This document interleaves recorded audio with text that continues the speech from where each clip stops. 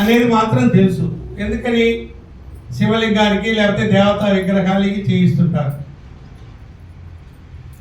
ప్రత్యేకమైన ఒక పదం ఉంది, అది చెట్లకి నీళ్లు పోసే పద్ధతి అన్నమాట. ఆ చెట్లకు కూడా నేరుగా అభిషేకం చేసినా కూడా నేరుగా పొయ్యం, మనం చెయ్యడ్డం పెట్టి పోస్తాం. దీనికి కూడా కారణం ఉంటుంది. ఇప్పుడు గంగా నది భూమి మీదకి తీసుకురావాలి, పాతాళానికి తీసుకురావాలని చెప్పేసి భగీరథుడు తపస్సు చేస్తాడు. గంగ ప్రత్యక్షం అవుతుంది. ఒక మాట చెప్తుంది భగీరథుడికి, నేను అక్కడి నుంచి ఆకాశం నుంచి భూమి మీద పడితే భూమి తట్టుకోలేదు, కాబట్టి నన్ను భరించగలిగిన వాడి భూమి కూడా నన్ను భరించలేదు, నన్ను భరించగలిగిన వాడు శివుడు ఒక్కడే, శివుడిని గురించి తపస్సు చేయమంటుంది. అప్పుడు మళ్ళీ శివుడిని గురించి తపస్సు చేసి శివుడిని ప్రసన్నం చేసుకుని ఆయన శిరస్సులో జటాజూటంలో బంధించేటట్టుగా ఒప్పించుకొని అప్పుడు మళ్ళీ గంగను ప్రార్థిస్తాడు.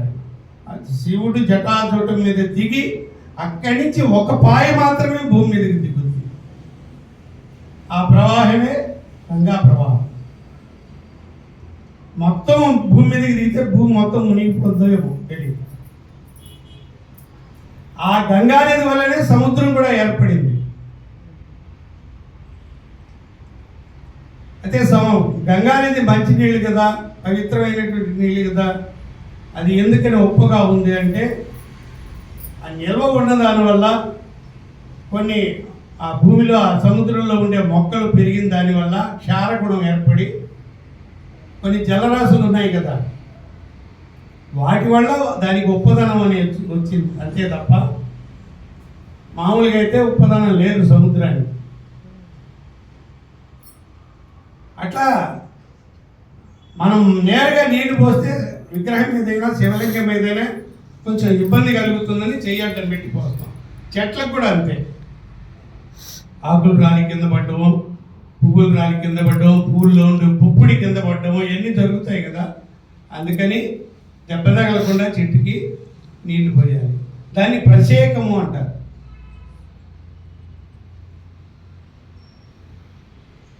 విగ్రహాలకి చేసేదేమో అభిషేకం, చెట్లకి నీళ్లు పోసేదేమో ప్రత్యేకం.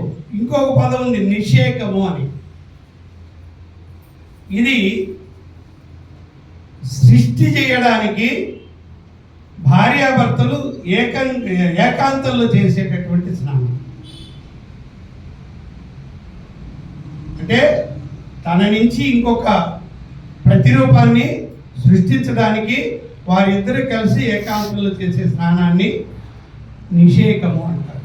ఇట్లా రకరకాల పేర్లు ఉన్నాయి. ఇవన్నీ కూడా బాహ్య రూపాలే ఈ స్నానాలన్నీ కూడా. కానీ మన శరీరంలో ఆత్మ అనేది ఒకటి ఉంది, దీనికి కూడా